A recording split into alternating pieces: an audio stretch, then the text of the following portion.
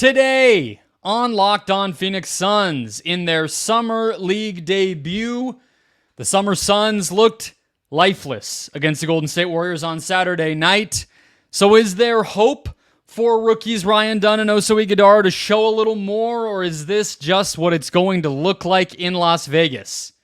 Let's break it down.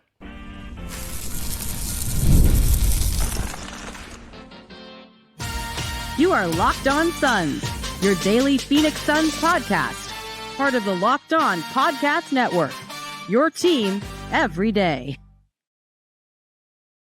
And we're back. This is Locked On Phoenix Suns, part of the Locked On Podcast Network, your team every day. I'm Brendon Kleen, your host. Welcome into Locked On Suns. I am a credentialed media member covering the Suns for the past 7 seasons and the host of the Just Basketball Show. Thank you for making Locked On Suns your first listen to kick off your week. Happy Monday. WNBA All-Star Week in the Valley, so hopefully you are excited there. And Team USA stuff galore on both the men's and women's sides. So thank you for kicking things off right here on Locked On Suns. Hey, follow or subscribe if you haven't before. Get a new episode in your feed every single Monday through Friday. Become an everydayer. Get locked onto the Phoenix Suns all off-season long. I'm pretty sure there's going to be a couple more trades in the league before the start of the season. We got the schedule coming soon. As I mentioned, Team USA. So the best place to get a daily dose of all of it from a Suns standpoint is right here on Locked On Suns. Let's get started with all of that said. Today's episode brought to you by the FanDuel Sportsbook. Make every moment more as the playoffs wind down. The sports aren't quite what we want them to be, but this summer, FanDuel is hooking up all customers with a booster or bonus daily. That's right. There's something for everybody every day all summer long. Visit FanDuel.com to get started. All right, 90-73. We got Suns basketball on Saturday night. I was there at Thomas and Mack Center to take it all in. Got to speak with Ryan Dunn and David Roddy, and of course, Vince LaGarza, the Summer League head coach, as well as Mike Budenholzer, the regular old Suns head coach. So I'll talk about his comments to close things out, but let's start with the Summer League side of things and the rookies in particular, okay? Because the Suns got shellacked by the Warriors in the first game. All the guys that are in year 2 that participated in the select team, for whatever reason, basically were all transferred over to Summer League and just dominated, from Jaime Jaquez to Brandon Miller to both Brandon Pajemski and Trace Jackson-Davis in Golden State. So the Suns were just on the wrong end of that in a lot of ways, okay? The amount of offense that Pajemski was able to create, the Warriors' starting lineup in particular got hot from 3. Jackson-Davis was a handful on the glass. It was just a little bit of an unfair fight, frankly. However, I think it's pretty clear, even given that the Suns' offensive situation might be a little tough in Summer League, okay? Because, I'm not going to say everybody's going to play exactly the same, but Quindary Weatherspoon struggled to really, flex what he can do as a vet in this environment. 5 turnovers from him, 0 assists. DeVoe scored a team-high 19 points, but, kind of felt like he was more of a second-side guy, not consistently breaking the defense down.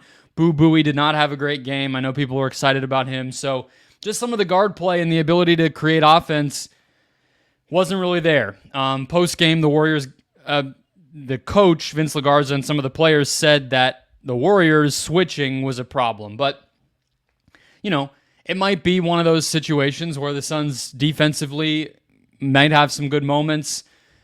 Maybe individual guys make some plays on offense, but maybe this Summer League offense is just not going to be, might not be enough against the rest of these teams. That's fine, though. Winning is not really the main goal. The question to me is, what do Ryan Dunn and Oso Ighodaro look like?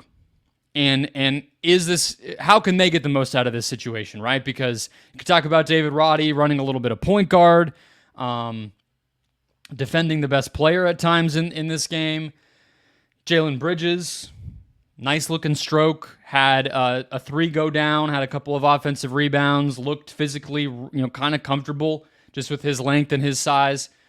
But this is all going to come down to Dunn and Ighodaro, right? And I think the best thing you could say about both of those guys is they filled up the stat sheet from a defensive standpoint, even in a weird game, even in a loss, and even with, those offensive question marks. 5 combined stocks for Dunn, 3 for Oso, and they only each played about 25 minutes. So that's good. And, Oso he missed 2 or 3 of his kind of patented floater. I don't expect that to continue.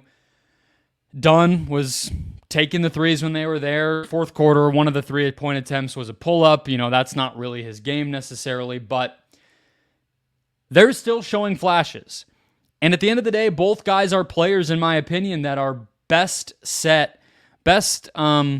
suited with other great players. In a way, let's not forget that that's a pretty impressive feat to pull off in the draft, where guys, these aren't seniors, these aren't maxed out players in terms of their development, but they're still dudes who should be able to play off of what the Suns already have and be even better when they're doing that than in an environment like this where, you see Oso Ighodaro dribble the ball up, set up a, side pick and roll action, and he's looking for cutters and things, and it's like, yeah, it looked fine, but if the guards aren't able to get separation downhill and the spacing is all cluttered, what's that really going to do? It's like it's like a party trick almost, more than anything. And with Dunn, he's an off-ball guy right now and probably always will be. So by nature, he's dependent on other players to set him up.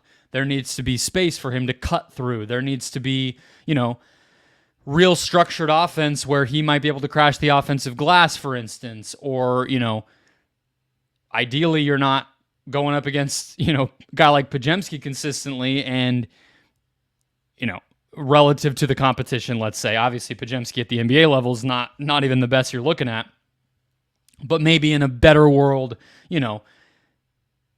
create some turnovers, get the pace going, Dunn can get some finishes out in transition, things like that. So we always kind of knew this environment wouldn't be ideal for them.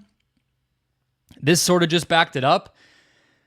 The issue for me is, looking down the rest of the week, they have several more games to go here, and it's tough because DeVoe looked good enough that I would imagine he'll continue to start, but there's not an obvious, this guy played well, give him more reps. That's tough to find. Maybe they just say start Bridges and go even bigger, and you're putting the ball in Roddy's hands a lot anyway, and Oso's going to initiate some and everything else. Maybe that's part of it, and you get at least another decent shooting option out there. That would be my goal, right? But is to just try to see if you can get these guys some more productive reps. Maybe that's just not possible. Last thing on the defensive end, I mentioned the box score stuffing. But I am intrigued that Dunn, they put him at the point of attack quite a bit, and I'm not sure if that will be his ultimate destiny in the NBA this year as a rookie, just given that, he's a really solid team defender, weak side defender, turnover creator. When he's not guarding on the ball, I think there's going to be guards at the NBA level where, until he gets kind of used to the physicality of getting through screens and just how to be a difference maker, and if that's going to be his role, is he going to guard Ja Morant? Is he going to guard Jamal Murray?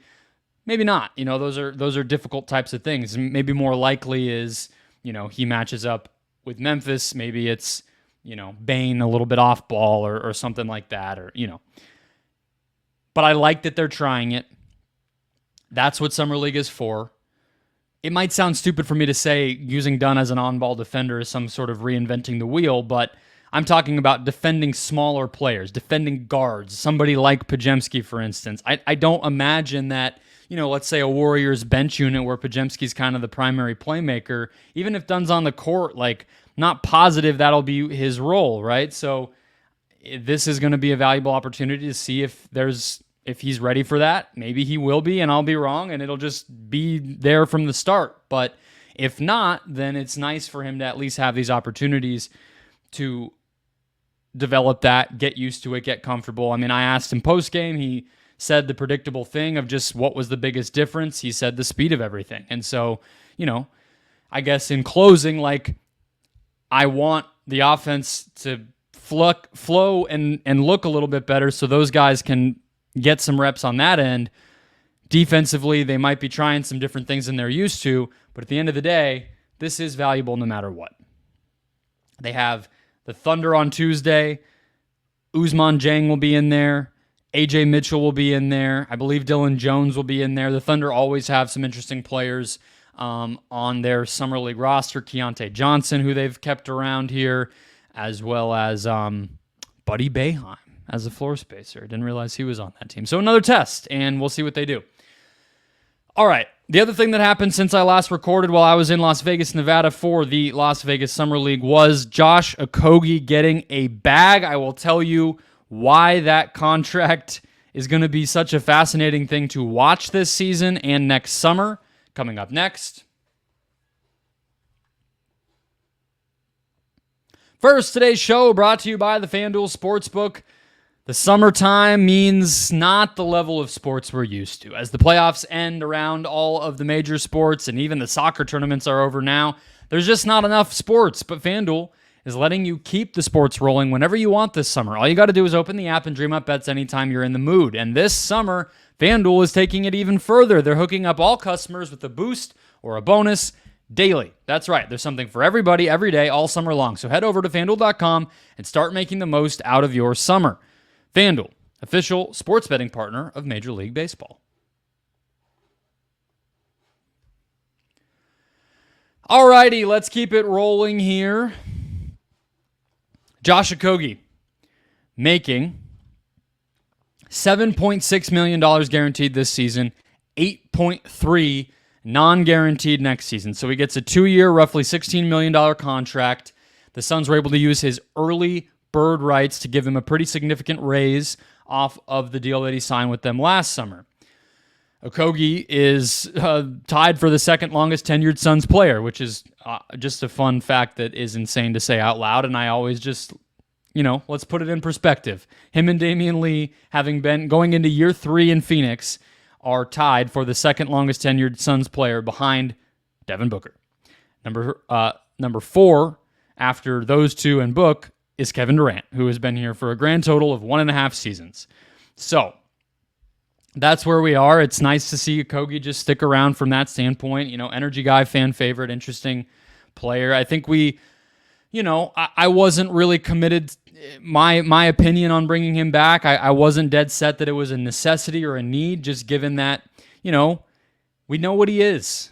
I hate to put a cap on a player, but Josh Okogie is not exactly a blue chip prospect at this point in his career. He is 25 years old. He will turn 26 this year. He has been in the NBA since 2018, and he's played a lot of minutes, So I think we can say with pretty good certainty at this point. Sorry, he's been in the league since 2018. He has played a grand total of how many minutes in the league? 7,300. So it's not as if there's some, untapped elements to what he's going to be able to do on a basketball court that we have not seen before, right? I mean, I've said it numerous times. I will say it again.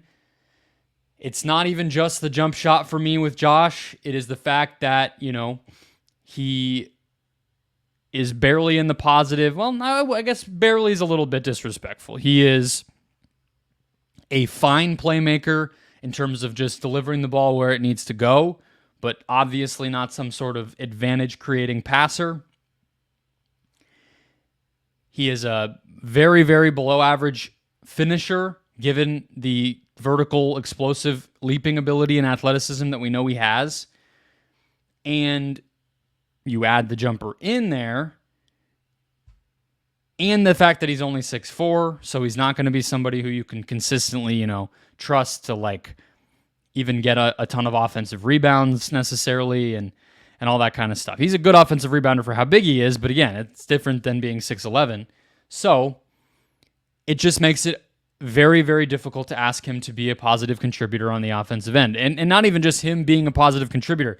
It's very difficult to ask that the offense that the team produces can be positive even if he's just on the court. And that sounds harsh, but the stats bear it out. All right, the team is going to load, the opposing team is going to load up off of him, clog the paint, dare him to shoot. Then you get into the situation of all these possessions coming down to him taking those shots or not taking them, and then what's the backup plan? You're running time off the clock. It's just, the book is out, and he has not been able to develop his game to kind of respond to the call. So I'm not sure what his role will be. I mean, we talked about Dunn as a point of attack defending option. Obviously, if he looks ready,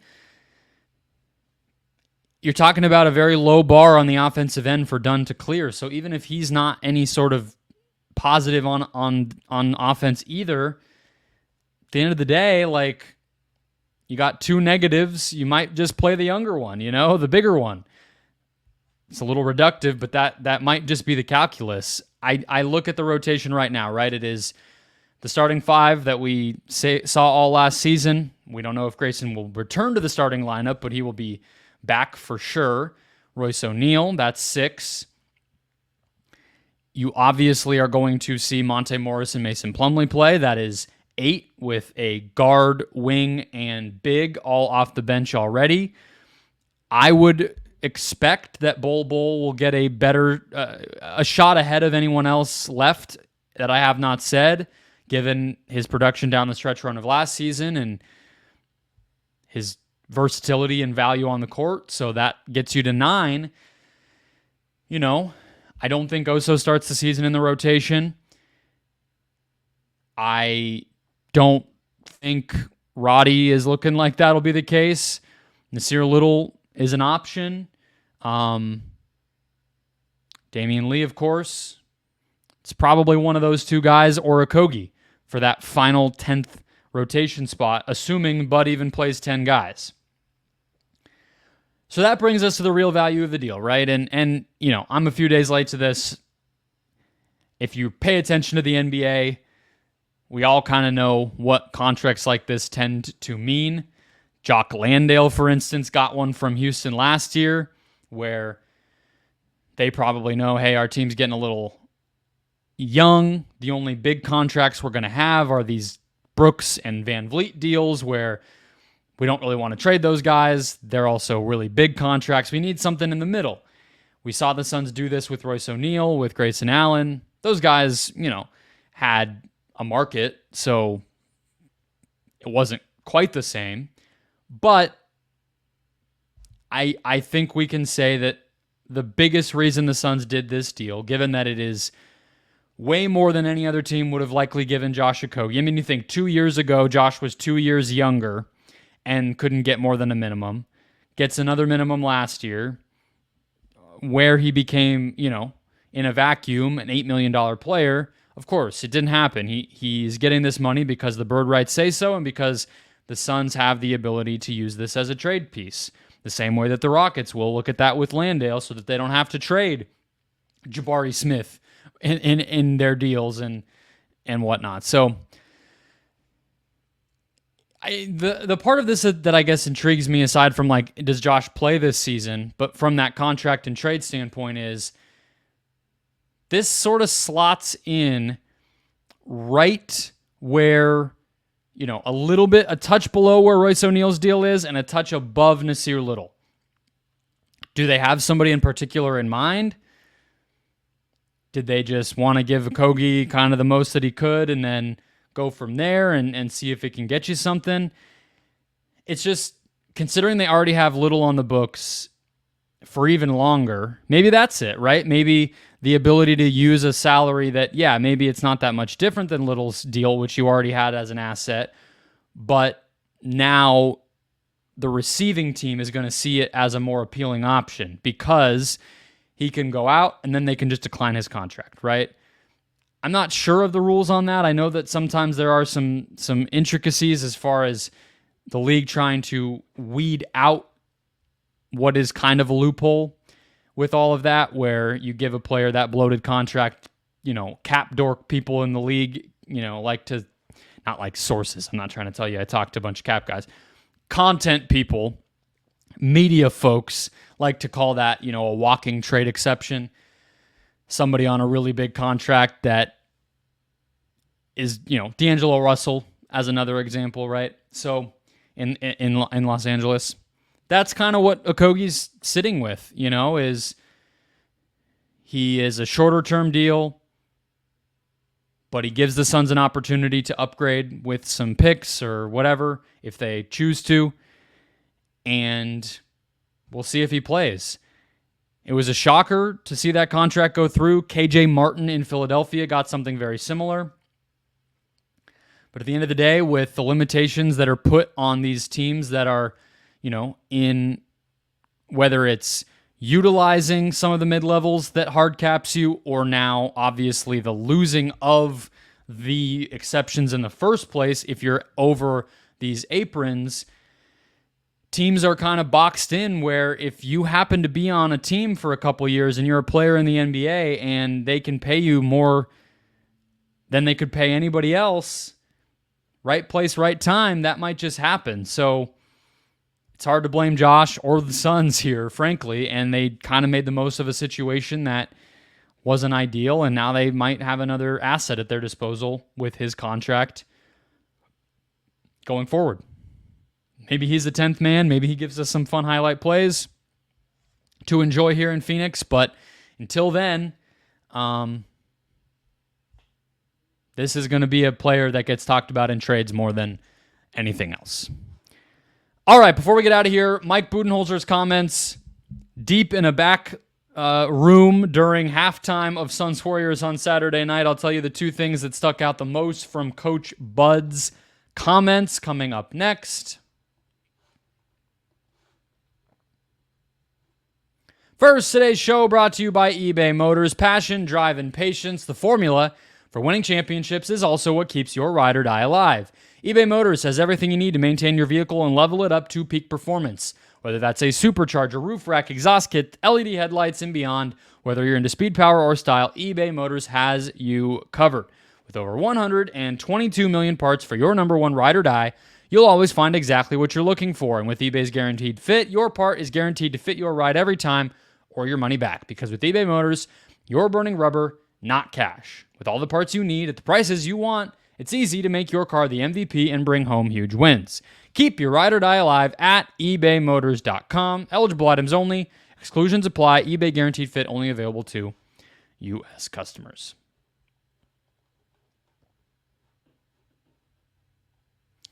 Alrighty, let's close out the show. Mike Budenholzer spoke with us in the local Phoenix media during halftime of Suns Warriors. It was quick. Not a ton has changed since his introductory press conference outside of, the acquisitions from a player standpoint. But what was kind of interesting, this isn't one of the two main things I was going to say, but Bud's reference to, he made a comment that was basically like, we told you what we were going to do this offseason and we kind of just went out and did it. He said basically that there's not a lot that has changed since his press conference, and that's not just because he's underselling the acquisitions of Plumlee or Morris or Dunn or Ighodaro or anything. It's more just we spoke multiple times to kick off the summer, and then we went out and executed exactly what we said. So I don't got a lot more to say. And it's like, all right, touche, Bud. Like I talked about this a couple times last week with the cases for and against standing pat and everything.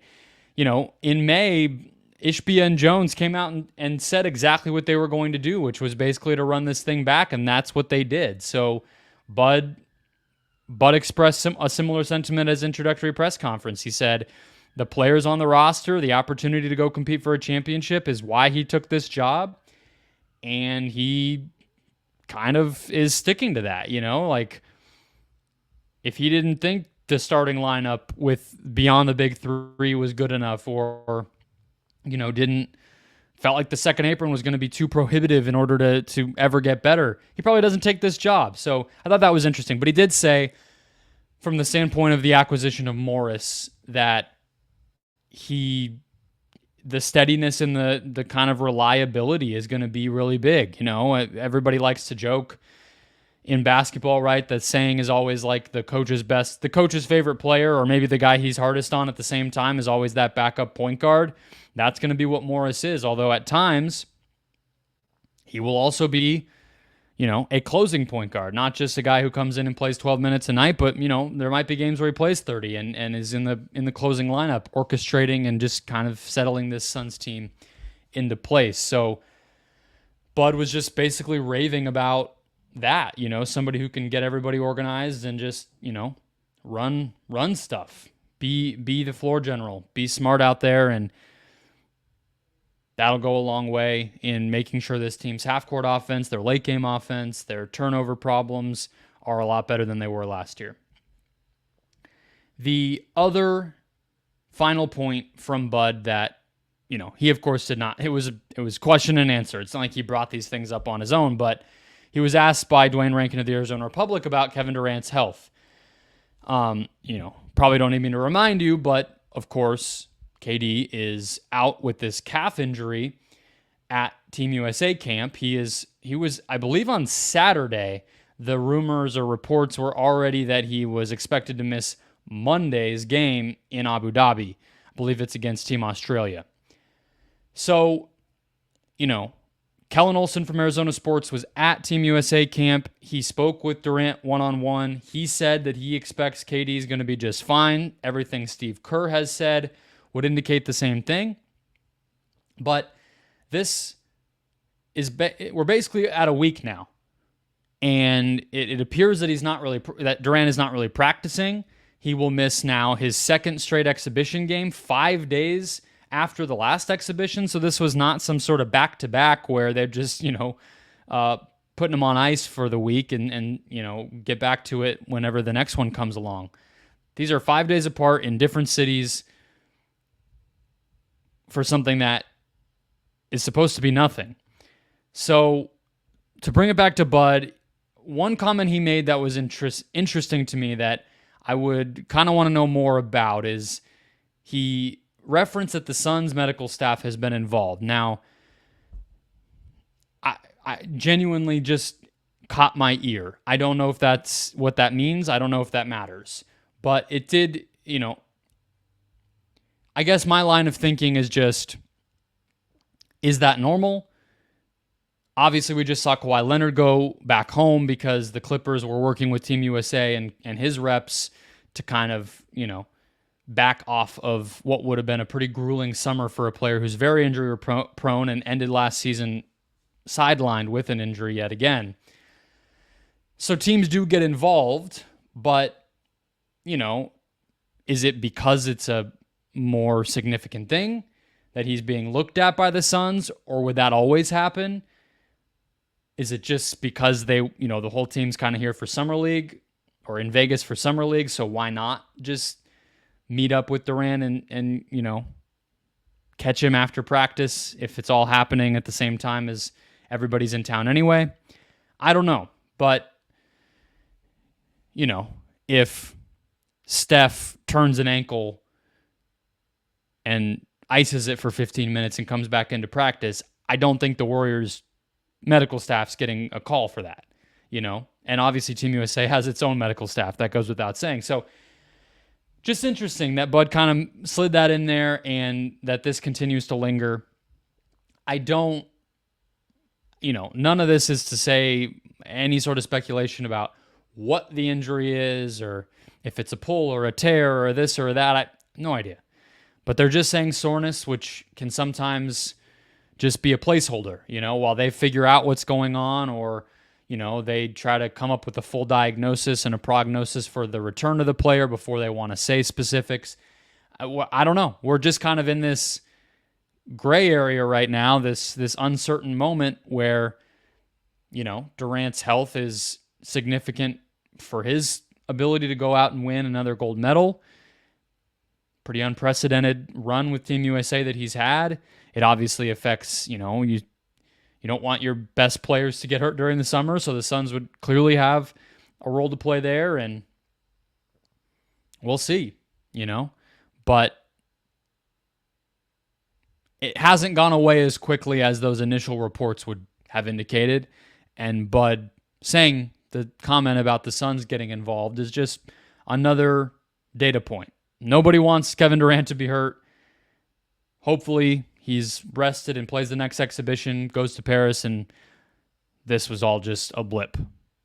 But until we know that for sure, we always have to keep an eye on it. That'll wrap us up for the day. Hit follow, hit subscribe if you have not already. I will be back with more observations from the extended off season, the Summer League situation, and more. Brendon Duenas will be here on Tuesday night to recap the second Summer Suns matchup against Oklahoma City, and more news as it comes. So hit follow or subscribe. Get those episodes more throughout the off season. Enjoy your Monday. I will catch you guys tomorrow.